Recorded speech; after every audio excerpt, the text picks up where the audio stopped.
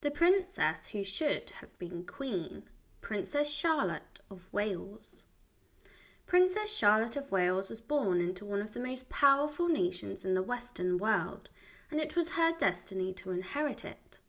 She was the precious daughter of King George IV, and she was known for her beauty, impeccable manners, but outspoken nature, as well as having a totally scandalous personal life. This young woman suffered great tragedy, and the public was shocked into mourning when she suddenly died. As all royals, she entered the world surrounded by opulent wealth in the Carlton House in London on the 7th of January 1796. Princess Charlotte's mother was Caroline of Brunswick, who was also the wife of Prince George, who was the heir to the throne after King George III, meaning her parents would one day be king and queen. However, behind the fairy tale facade was a dark secret. Her parents were not keen on each other at all. They were able to have Charlotte after a quick royal agreement took place on their wedding night. And exactly 9 months after, in fact, Princess Charlotte was born. Many royal parents in this situation would be able to put their differences aside for their children, but her parents were not one of those. Charlotte's father was not the epitome of a good father. He was well known for being a heavy drinker and gambler. His priorities were elsewhere from his family, and he even made the most devastating change to his will, only 3 days after little Charlotte was born. George changed his will, leaving almost all of his money to his mistress and giving only a shilling to Charlotte's mother. This would not be the last betrayal on his own family. Prince George made his feelings very clear towards his child's mother, and even went as far as to forbid the woman from spending time with her own child, without a member of the household staff being present. And for a long time she was only allowed to see Charlotte when a nurse or other staff member was there. This made it difficult for her to have a good relationship with her mother, as she was only able to see her once a day, making her relationship with her parents difficult and complex. Her mother was not a wilting flower and made sure not to lay down and die amongst the chaos that George brought to her life. These fiery encounters left Charlotte often in the middle of their rows, with Charlotte serving as a pawn for both of her parents. Her mother would make a point to take her away for public carriage rides in an attempt to gain support for herself. It was this dysfunctional behaviour that led to Charlotte's rebellious side coming out, and her habits became increasingly reckless. The court was prim and proper, and they often disapproved of her antics, and she was perceived as having happy recklessness. She was a tomboy of sorts who had an interest in horse riding as well as play fighting with her playmates. Her parents' feuds continued to simmer until they reached boiling point. When she reached 10 years old, her father, Prince George, started rumours against her mother that she had been unfaithful, resulting in a love child. He was able to use these accusations to completely ban Caroline from seeing her own daughter at all, and these had devastating consequences. Caroline had finally gotten to the point where she was fearful of her estranged husband's next move, so much so that when Charlotte saw her mother out in public one day, Caroline completely snubbed her, pretending not to see her at all. Charlotte was devastated, and this only activated her rebellious streak further. During her teenage years, she made rebellious fashion choices that riled up the courtiers and led to many complaints about her ankle-length underdrawers, but Charlotte remained unfazed. Charlotte was typically beautiful for the time, and by the age of 15, she was already turning heads. She used her tomboy style to bolster her confidence alongside her ability to be very upfront and frank with people. Once her father had completely destroyed her mother, he set his sights on his own daughter. His first attempt to suppress her was to take away her financial stability, not even allowing her to afford the fashion of a high-flying royal of the times. He was becoming increasingly controlling, even demanding strange protocols on her when she attended the opera. He demanded that she avoid prying crowds by sitting in the very back of the royal box and always leaving early.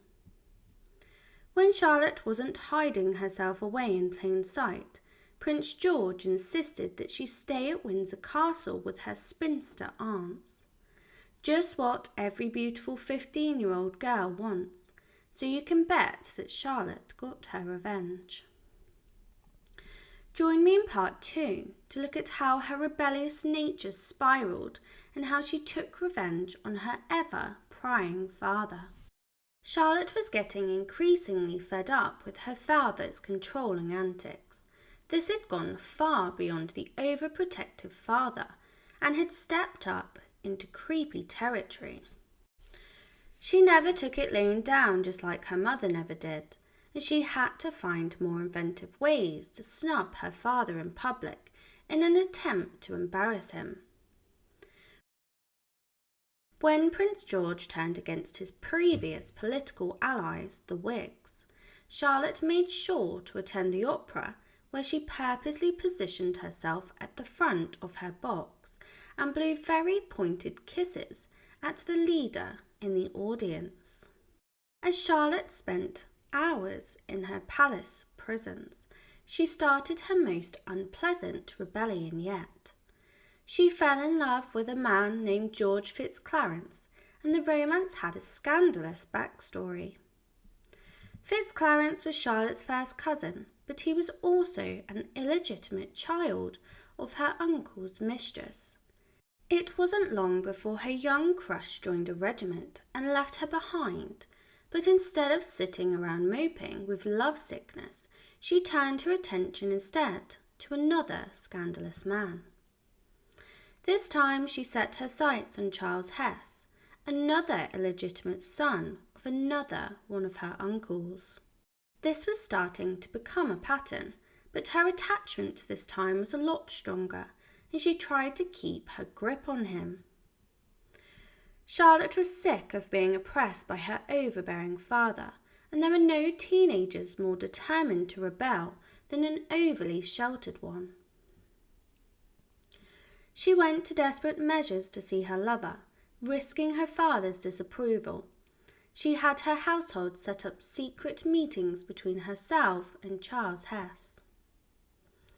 It seemed like the only person that did not know of this affair was her father. The whole household approved, including her mother, but it was not long before this ended too. In 1813, Princess Charlotte was almost 18 years old, and she was becoming of age for a royal woman. Her love, Charles Hesse, had been shipped off to war, leaving her available to marry and explore the marriage market. Charlotte was excited to see who had been matched with a very eligible bride of the times, but her father was in charge of her fate, and so the search for a husband turned quickly to dread. It was very common at the time for families to arrange marriages based on political interests, and this was no different. And George was particularly ruthless in his dismissiveness for his daughter's emotional desires. Prince George's main choice for a husband was William, the Prince of Orange. This would improve the powerful relations between the Netherlands and the UK, which would be invaluable to the crown.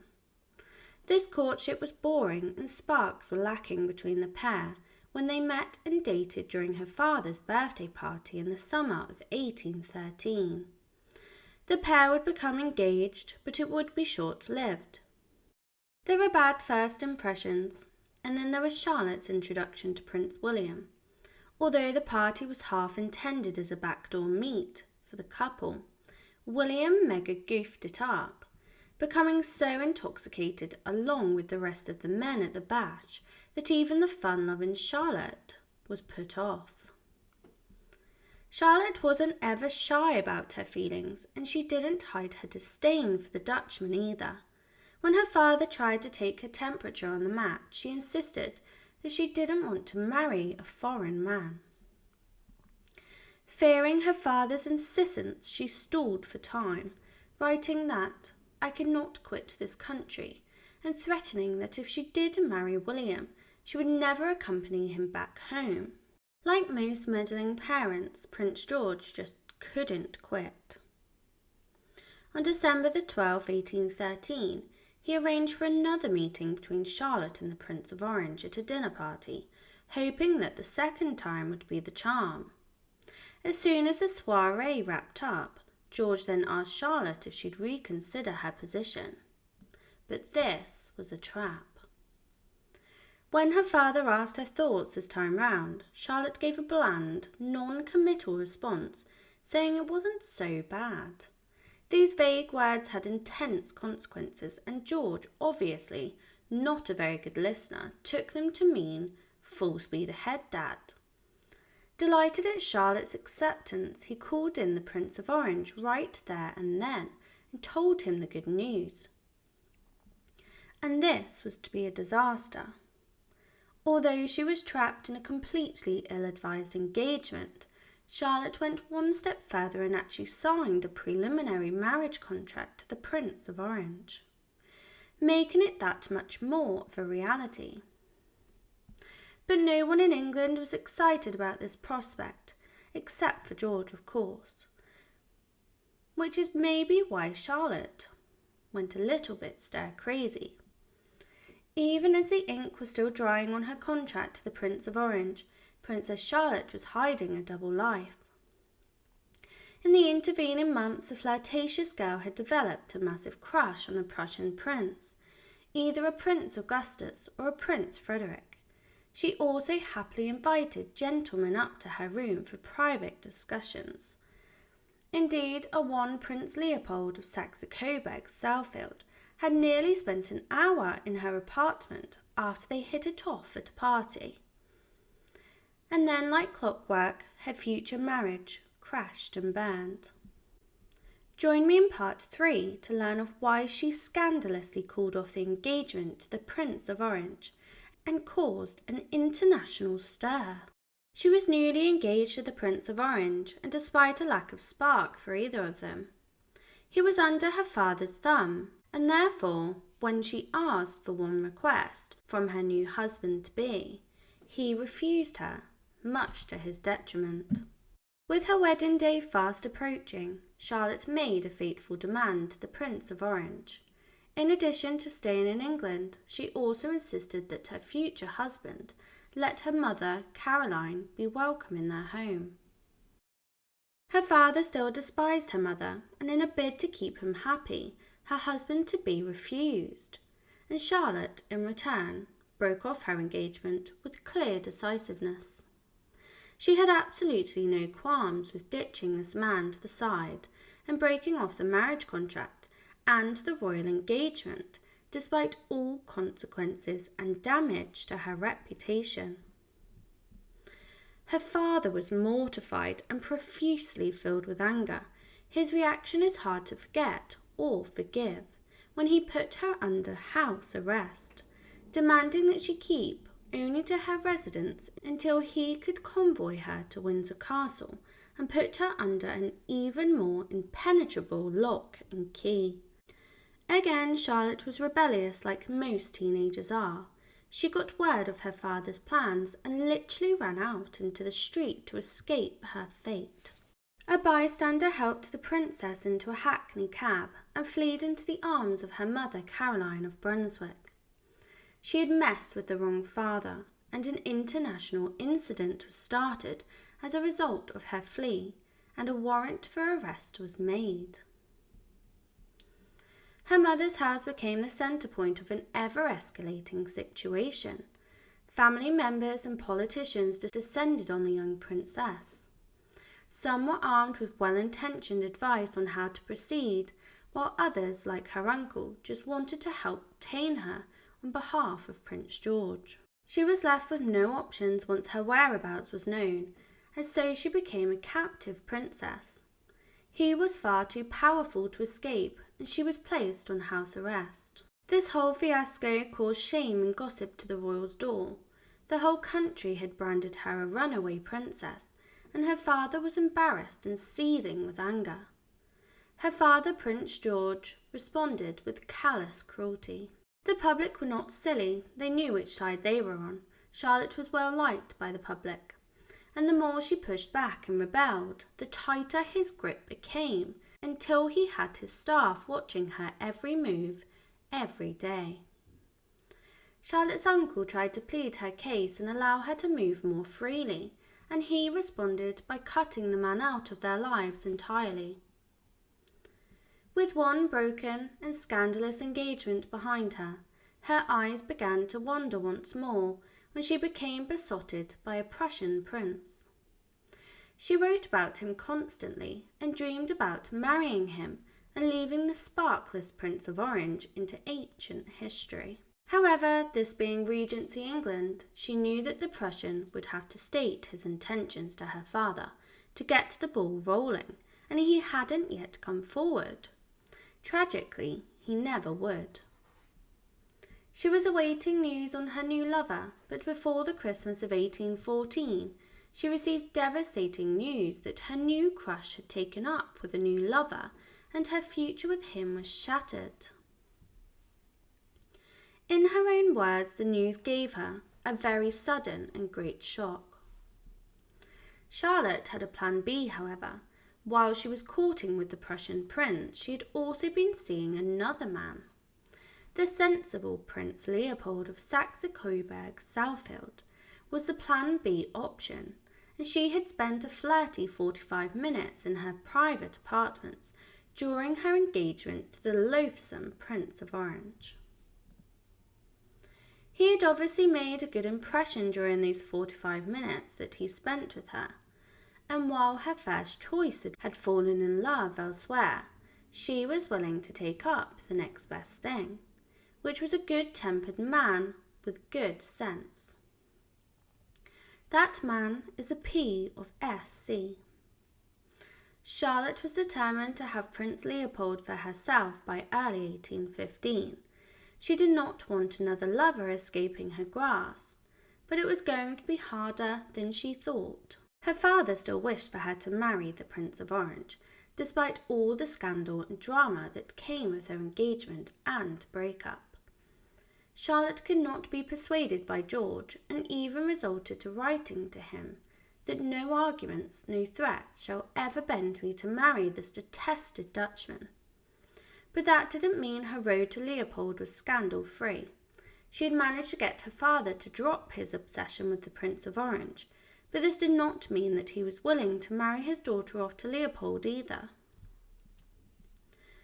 Leopold was poor, and the young prince was currently busy fighting Napoleon on the continent.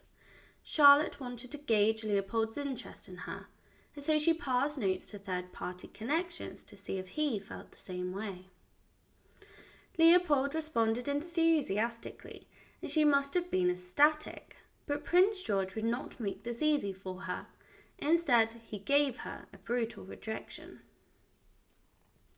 Join me in part 4 to learn about how her father made her new suitor jump through hoops for his approval. Princess Charlotte struggled to get her father to approve of her love interest, so it was not surprised that her choice of groom would take some time to convince him. She had to go to desperate measures to change his mind. In January 1816, it had been nearly a year of her time invested in a man that she was unsure whether her father would ever approve of. So she decided to travel all the way to Brighton to where her father was staying, where she bowed down at his feet and begged him to allow her to marry her lover. She promised him that no one will be more steady or consistent in this, their present and last engagement, than myself. Her father was finally assured that she would bring no more drama via broken engagements, and finally he crumbled to her demands. He then made her lover an offer he could not refuse. Although he had let his daughter know of his approval, he would still make her new lover sweat for his approval, separately, in a series of hoops for him to jump through. He invited Leopold to Brighton to interview him, and surprisingly and luckily, the young prince passed the test, leading even the intractable George to say that he had every qualification to make a woman happy. Royal weddings are always filled with opulent wealth, and this was no different. The couple were blissfully in love and triumphant at long last. Charlotte married her long-courting lover on the 2nd of May 1816 in the crimson drawing-room of Carlton House. Leopold was dressed in his British general uniform while Charlotte wore a lavish wedding gown worth thousands of pounds. The day did not go ahead without drama, of course. This was Princess Charlotte. She had a wicked sense of humour, and during the ceremony she giggled when Leopold, who was notoriously poor, promised to give her all of his worldly goods. The public were joyous that she had finally found a husband and that her romantic scandals were behind her. She was a young new bride of Britain, with a bright, long and happy future ahead of her, but unfortunately tragedy was about to strike. Their newlywed lives started off swimmingly. They shared a honeymoon at Charlotte's uncle's estate at Oatland Palace. The palace was reportedly full of dogs, but even the dog odour did not seem to deter the newlywed couple. Charlotte later reported that Leopold was the perfection of a lover, and that wasn't all. The princess was changing. Her rebellious ways that had manifested from years of toxicity and oppression was waning, and she was becoming calmer, loving, warm and kind. Leopold was having an impact on her in a positive way, and when she got overexcited, Leopold would only have to say to her, "Doucement, chérie," or "Gently, my love," and she was still under his gaze. Charlotte even took to cheekily calling her husband douchement. They returned from the honeymoon and threw themselves into the royal social scene in London, attending a number of balls and operas together. It came as a surprise that one day while attending the opera that Charlotte became suddenly and violently ill. It was during this night that the young princess had suffered from an early pregnancy loss, and she was mourning this loss, and the couple retreated to their estate until they appeared in public once again for her 21st birthday. As a royal married woman, it was her duty to produce children for the family, and she did so again when she fell pregnant in April of 1817. The nation were ecstatic for the couple, and Leopold wrote to his father-in-law, assuring him that Charlotte was likely to carry this child to term. Even the local betting shops got involved in the action, taking bets on whether the new heir would be a boy or a girl. As Charlotte's belly grew bigger, strange concerns started to arise. The Regency period still hadn't gotten a handle on childbirth, and many medical professionals were at a complete odds with Charlotte's body. She ate plentifully and stayed mostly as hereditary. Her medical team insisted that she go on a strict diet because they were worried the child would be too big. For what it's worth, even other doctors of the time thought this regime was ridiculous, especially after Charlotte grew weak and started experiencing spotting. One of Leopold's trusted medical advisors, the Baron Stockmar, was so appalled by these tactics that he refused to join the royal medical team for fear that something would go wrong, and he didn't have to wait very long to be proven right. Charlotte put a man in charge of her birth that was not a doctor. She appointed him chief medical point person, and he was called Sir Richard Croft. His prediction was a birth date of the 19th of October, but this date came and went, as well as more weeks afterwards. A new month had arrived, and on the 3rd of November Charlotte started to go into labour. The household fell into a state of subtle panic. Croft advised that she should exercise and refrain from eating during labour. Join me in the final part 5 to learn how the birth of her first child would end so tragically, resulting in the death of both Princess Charlotte and her newborn son. Charlotte was in the midst of labour, under the guidance of a man who was not a doctor. He had some bizarre guidance to follow, which included exercising and refraining from food altogether. The days grew long and tiresome, and Charlotte was in labour for 2 days with this condition. As the hours wore on, the attendants grew more desperate, and Charlotte grew more feverish. Even her appointed medical chief, Croft, was becoming increasingly nervous. He decided to call the obstetrician, John Sims, to advise on the situation, although he did not allow him to see her in person. It was 2 days later, on the 5th of November, when Charlotte had finally given birth at 9 p.m, sadly to a stillborn son. Charlotte must have been delirious and tiresome, and her response to the loss of her child was that it was will of God that she lost her son. However, this was not the end of the tragedy that unfolded that very day. Charlotte was in good spirits after the birth, perhaps because she was finally able to eat something. However, things quickly took a turn for the worst, and just after midnight, when the princess woke up, vomiting with horrific pains in her abdomen. Her medical chief examined her. She was clammy and bleeding. Croft became fatally concerned, so he took to waking her husband from his opiate-fueled sleep. He had been by her side during the labour and took an opiate to help him sleep. But Stockmar could not wake the prince, and so the princess took her final breaths without her beloved husband behind her side. Stockmar returned to the princess's side, only to witness her final words. She grabbed his hands and told him, "They have made me tipsy." He tried to leave the room again to wake Leopold, aware that she did not have long left, and this is when she called out violently, "Stocky, Stocky!" She passed away before he could rush back to her side. England's much-loved next heir to the British throne had tragically died at only 21 years old, and the public were mortified with grief. But the public felt nothing compared to the grief and sadness that would take over the life of Prince Leopold, her beloved husband. The prince finally awoke, but he awoke to a situation that he had never envisioned. Stockmar later put it was the destruction at one blow of every hope and happiness of Prince Leopold. He would go on to be with an actress who had a greater liking to his late wife before finally remarrying, and he would go on to call his first daughter Charlotte after her.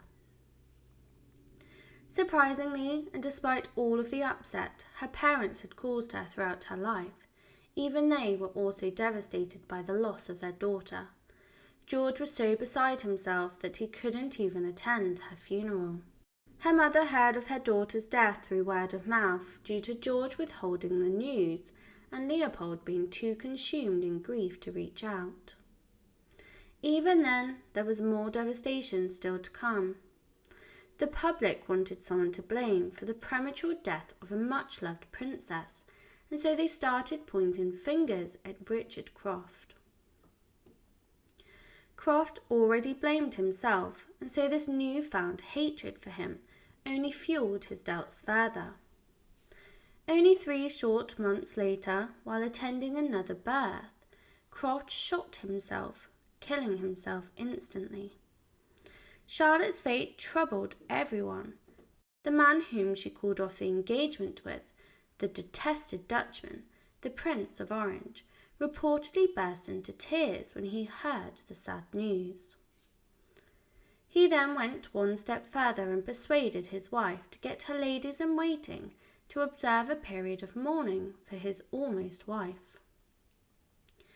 And when the public heard of Charlotte's passing, Henry Brougham wrote, "It really was as though every household throughout Great Britain had lost a favourite child. Everyone, even the poorest people in the nation, wore black armbands in mourning for Charlotte, so many in fact that ribbon makers had to beg the government to shorten the mourning period for fear that they would go bankrupt." Charlotte was laid to rest on November 19, 1817, with her stillborn son by her feet. Though a personal tragedy, her death also changed the fate of the English crown. With the passing of the heir of England, the throne had to scramble to produce more children. And eventually Charlotte's uncle had a child he named Alexandrine Victoria, the future Queen Victoria, and she took up the crown that Charlotte tragically lost.